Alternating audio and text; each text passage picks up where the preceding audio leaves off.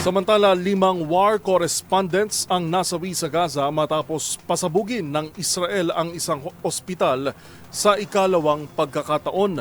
Samantala, habang iginit naman ni US President Donald Trump sa kanyang bashers na hindi ito diktador, kaugnay ng pagpapatupad nito ng national security deployment ng US Capital. Ang mga balita mula sa ibayong dagat tinutukan sa Global Headlines Report ni James Galangin.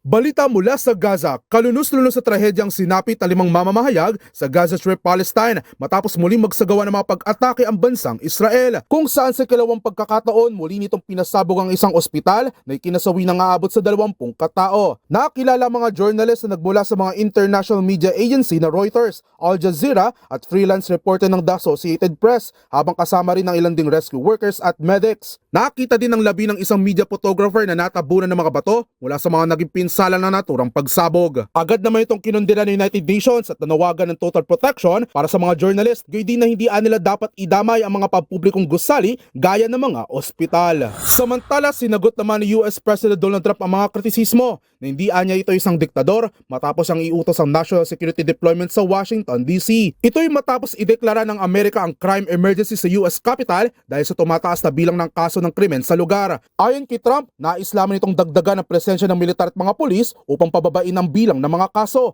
Gayon din mas masiguro ang kaligtasan ng bawat residente. Habang plano naman ng Pentagon, ang US Department of Defense na ipatupad ang naturang enforcement sa buong bansa, bagay na mas ikinabahala ng maraming US citizens. He's a dictator. He's a dictator. A lot of people are saying maybe we like a dictator.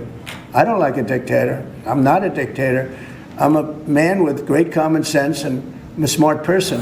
At yan naman nakalap nating balita mula sa iba't ibang panig ng mundo. Para sa MBC TV Network News, ito si James Galangin ng DZRH TV, una sa Pilipinas, una sa Pilipino.